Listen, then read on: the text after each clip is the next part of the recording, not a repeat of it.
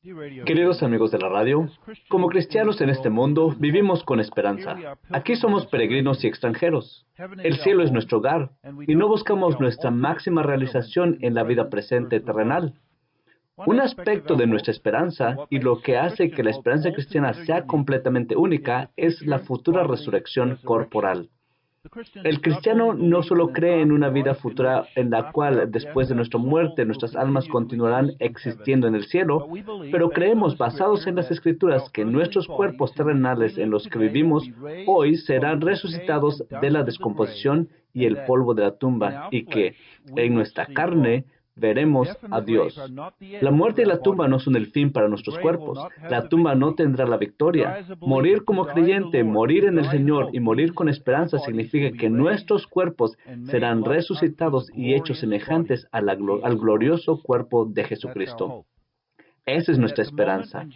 En el momento en que Jesús regrese sobre las nubes del cielo, su primer trabajo será levantar nuestros cuerpos de la tumba y modelarlos como su cuerpo glorioso para llevarnos a la gloria eterna consigo mismo.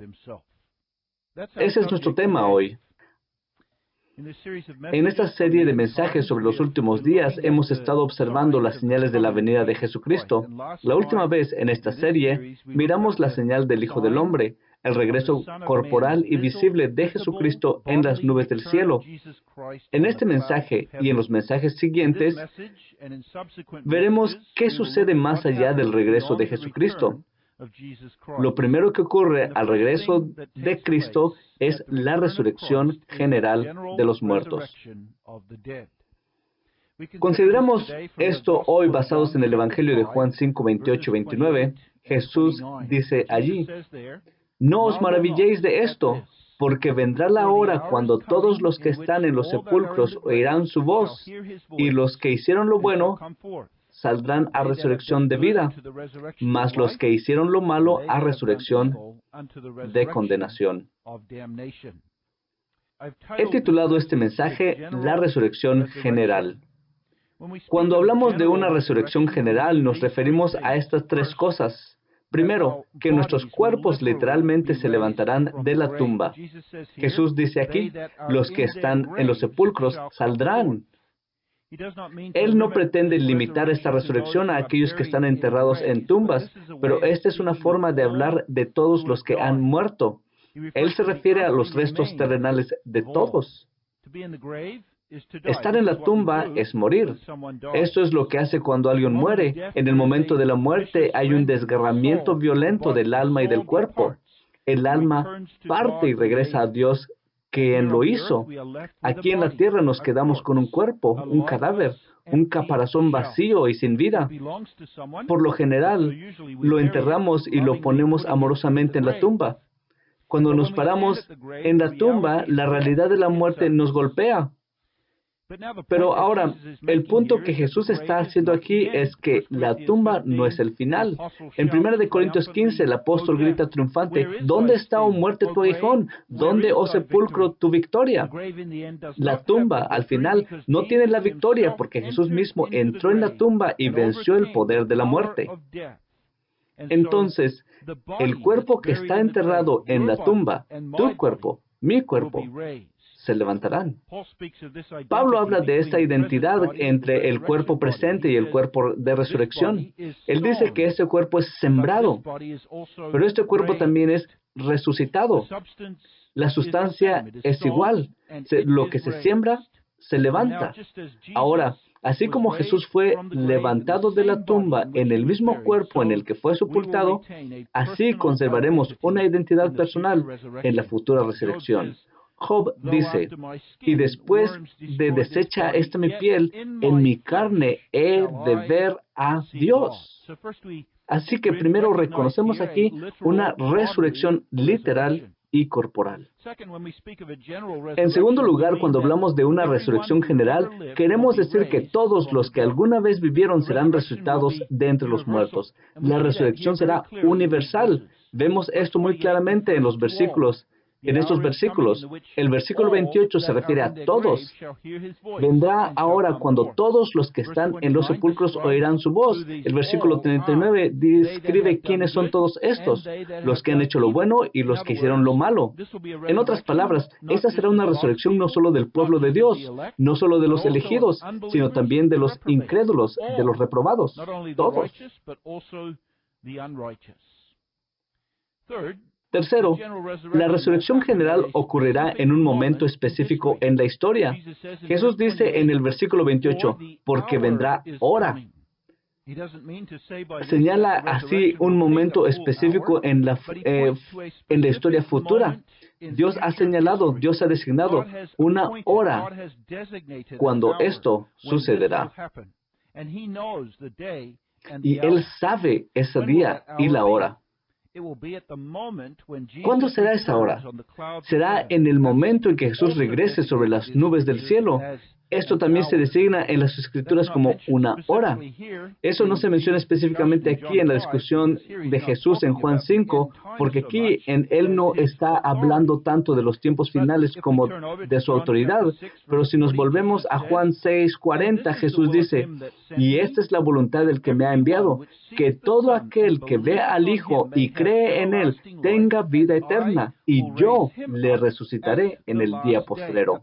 El día postrero. Jesús levantará a todos los creyentes. Primera de Corintios 15:52 dice de esta manera, en un momento, en un abrir y cerrar de ojos, a la final trompeta, porque se tocará la trompeta, y los muertos serán resucitados incorruptibles, y nosotros seremos transformados. Esa trompeta es el sonido del regreso de Jesucristo. Primera de Tesalonicenses 4:16, porque el Señor mismo con voz de mando, con voz de arcángel, con voz de trompeta de Dios, descenderá del cielo, y los muertos en Cristo resucitarán primero. Entonces, esta resurrección general acontecerá en un momento específico en el futuro, una hora, y todos los muertos se levantarán. Yo enfatizo aquí que esto incluirá a todos los muertos, todos los que están en los sepulcros, Jesús dice, todos los que alguna vez murieron, desde el primer hombre, el justo Abel, que fue asesinado por su hermano Caín, hasta Adán y Eva, Abraham, José y David, y cada personaje de la Biblia.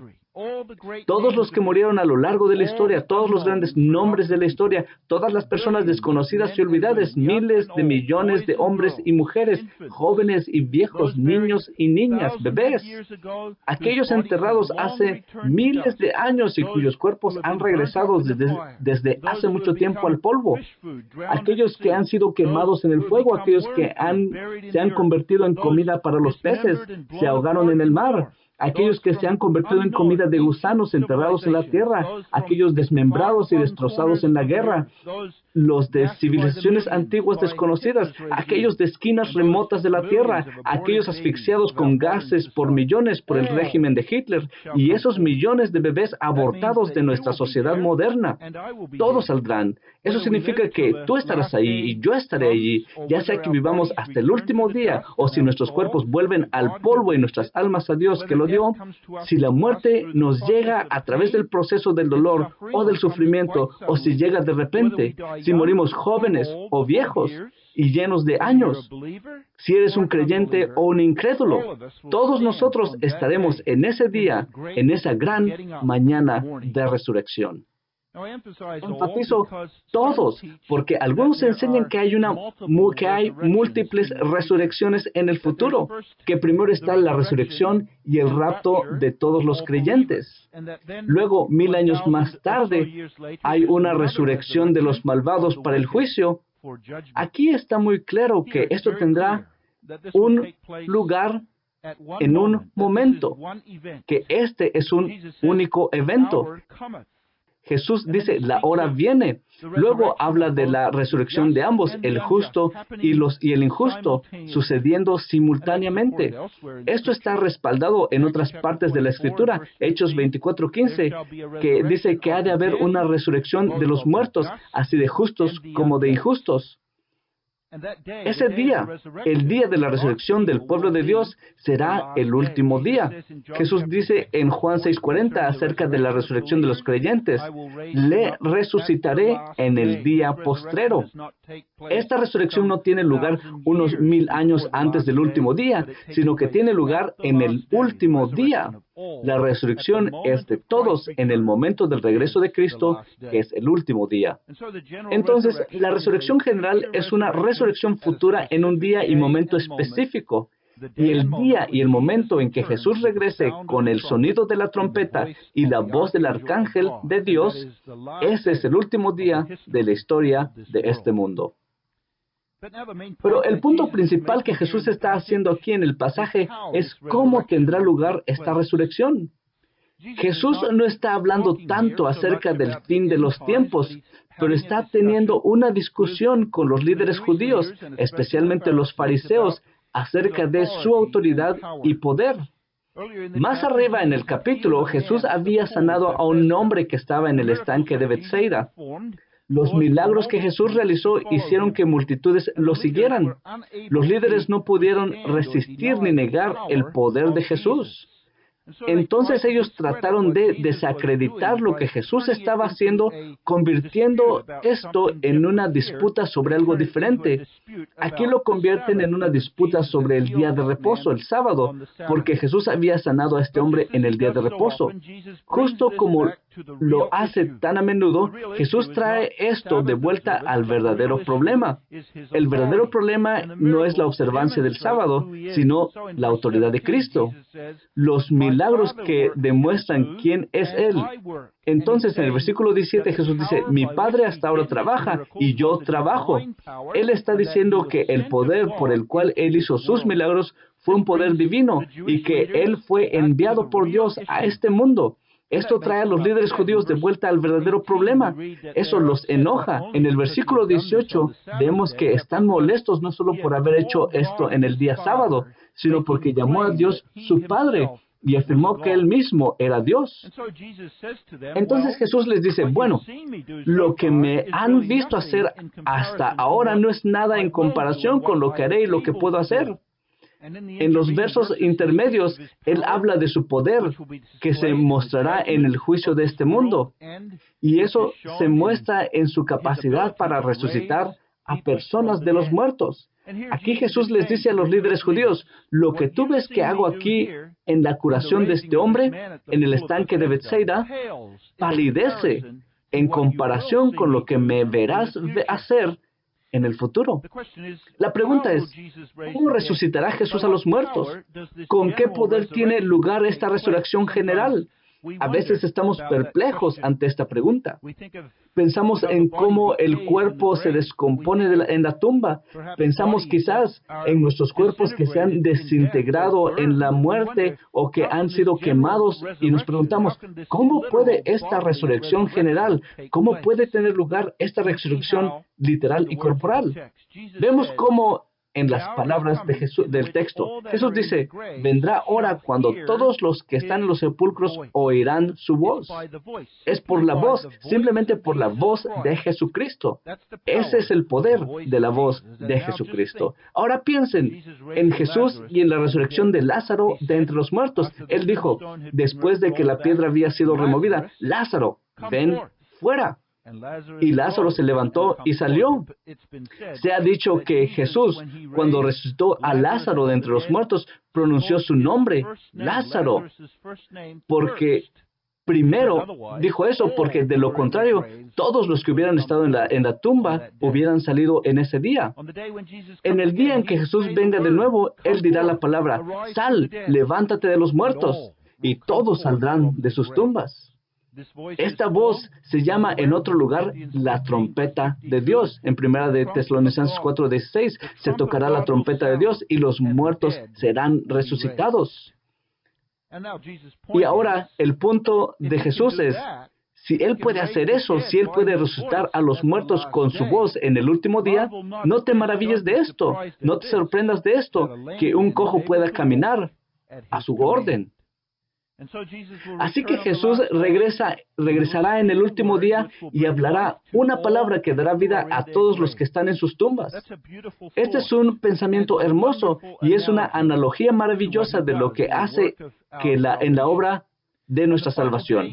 En el último día, tu cadáver y el mío, que yacen en sus tumbas, que han perdido todas sus funciones y capacidad de oír y hacer cualquier cosa, los cuales se han descompuesto, en ese último día, Cristo hablará y su voz despertará estos cadáveres de la tumba. Martín Lutero lo describe de esta manera. Él dice, así como Jesús dijo, Lázaro, ven fuera, así Él vendrá y Él dirá en la gran mañana de la resurrección, Doctor Lutero, despierte. Digo que esta es una analogía maravillosa del poder del Evangelio. Jesús hace ese punto también en el contexto en los versículos 24-25. Él usa un lenguaje similar. Él dice, de cierto os digo, viene la hora, y hora es, cuando los muertos oirán la voz del Hijo de Dios, y los que la oyeren vivirán. Ese es el mismo tipo de lenguaje. Pero Jesús agrega, ahora es, la hora viene, y ahora es. Quiere decir que la voz que Él habla cuando proclama el Evangelio es escuchada y creída, y así como la gente cree, se les da no solo vida física, sino vida eterna en sus almas. Entonces, Él habla aquí del trabajo de regeneración. Naturalmente, no tenemos la capacidad de escuchar el Evangelio. Espiritualmente somos sordos y ciegos a las cosas de Dios, pero Dios viene y nos da oídos y nos da de la vida eterna al escuchar la palabra de Dios. Entonces, Jesús dice, no os maravilléis de esto, porque vendrá hora cuando todos los que están en los sepulcros oirán su voz, saldrán. Eso es simplemente una analogía de lo que ocurre en la gran obra de la salvación. Entonces, lo que vemos en estos versículos es esto, que a la voz de Jesucristo, en el último día, todos los muertos se levantarán y saldrán de sus tumbas. En el versículo 29 vemos cuál será el propósito de esta resurrección. Noten aquí que hay dos tipos de resurrección. Son simultáneos, pero son muy diferentes la una de la otra. ¿Cómo saldrán de su tumba aquellos que escuchen su voz? Un grupo de ellos vendrá a la resurrección para vida, el versículo 29, y el otro grupo a la resurrección para condenación. Lo que significa es esto, que todo ser humano será resucitado con un cuerpo que se adapte a su destino eterno. El cuerpo del creyente será adaptado para el cielo. Será perfecto y sin pecado y será espiritual y eterno, lo que Pablo llama en 1 Corintios incorruptible, inmortal, espiritual y celestial. Nuestros cuerpos serán levantados para ser como el cuerpo de Jesucristo. Cuando lo veamos en ese día, seremos como Él. Pero también hay una resurrección de condenación. Para los impíos e incrédulos, sus cuerpos serán resucitados para sufrir eternamente en el infierno. Esto significa que sus cuerpos resucitados recibirán un poder diferente del que poseen en el presente. Si una persona en el cuerpo que tiene ahora en su existencia presente y terrenal fuera al infierno, pronto sería aniquilado. El cuerpo humano no podría soportar los sufrimientos y los tormentos del infierno. Pero hay una eternidad en el alma del hombre, y cuando Jesús dice, vengo de nuevo, pondrá esa eternidad en los cuerpos de aquellos que han hecho el mal. Ellos serán resucitados. Esos cuerpos serán adaptados al tormento eterno del infierno. El infierno ha sido descrito como el lugar donde uno quiere morir, pero la muerte nunca llega. Jesús dice, habrá una resurrección para condenación. Lo que vemos aquí nuevamente es el poder absoluto y la autoridad de Jesucristo en su estado exaltado. Él no solo tiene el poder de levantar cuerpos y darles vida, sino que también tiene poder sobre los cuerpos de aquellos que no obedecen el Evangelio. ¡Qué terrible poder le pertenece a nuestro Salvador!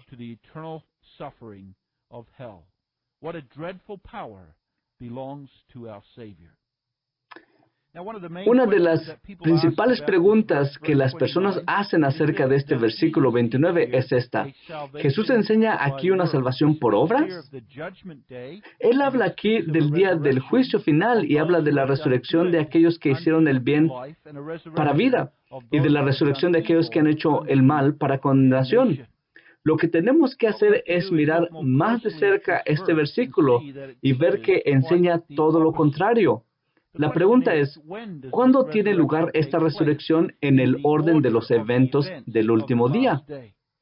La respuesta es, se lleva a cabo en el momento en que Jesús regrese, pero antes del juicio final.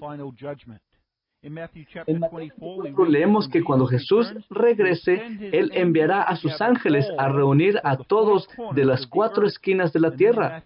Luego en Mateo 25, todos estos aparecen ante el gran trono blanco del juicio. El punto es este, que esta resurrección para vida y para condenación tiene lugar ya antes del juicio. Ya en su resurrección, aquellos que han hecho el bien y aquellos que han hecho el mal reciben un cuerpo que se adapta a su destino eterno. Entonces, hay una especie de prejuicio aquí. Ya hay un juicio que tiene lugar en el momento de la muerte. Las almas de los creyentes son llevadas inmediatamente a la gloria y las almas de los incrédulos parten hacia el sufrimiento eterno. Lo que esto enseña muy claramente es que a pesar de que nuestras obras estén expuestas en el juicio y somos recompensados en consecuencia, este no es un factor determinante en el día del juicio. El día del juicio no es un día para que Dios descubra lo que cada persona merece. Dios sabe eso. Más bien, el día del juicio es una vindicación de la justicia y la misericordia de Dios. Dios será visto como justo al darles a los hombres y mujeres reprobados y no creyentes lo que merecen eternamente en el infierno. Y Dios será visto misericordioso y con gracia en perdonar a los suyos, por quienes Jesús ha dado su sangre. Entonces, Jesús no está hablando en estos versículos acerca de la causa o la razón de la salvación, sino que simplemente está distinguiendo entre los elegidos y los reprobados, y nos dice lo que los diferencia. Un grupo hace el bien y el otro el mal. Jesús dice, por sus frutos los conoceréis. Esto debería alentarnos como creyentes y exhortarnos a una vida de santidad y piedad.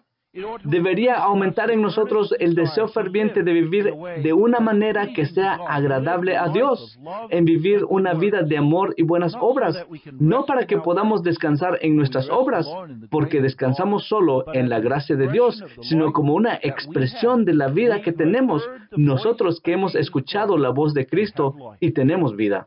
Entonces, el propósito de la resurrección general es el juicio final. Sobre eso hablaremos en los próximos mensajes. Permítanme concluir con este pensamiento. ¿Por qué está registrado esto en la Escritura? En el capítulo 20, en el versículo 31, Juan nos dice por qué escribió esto y por qué registró en este libro las cosas específicas que él hizo. Él dice, pero estas se han escrito para que creáis que Jesús es el Cristo, el Hijo de Dios, para que creyendo tengas vida en su nombre. Por esta razón está escrito, la resurrección es un aliento para que la gente de Dios continúe creyendo y así continúe disfrutando de la vida. Esta es nuestra esperanza, esto nos da esperanza. Y esta verdad de la futura resurrección de nuestros cuerpos debe fortalecernos en la fe en Jesucristo. Oremos. Padre, te agradecemos por la verdad de la resurrección del cuerpo.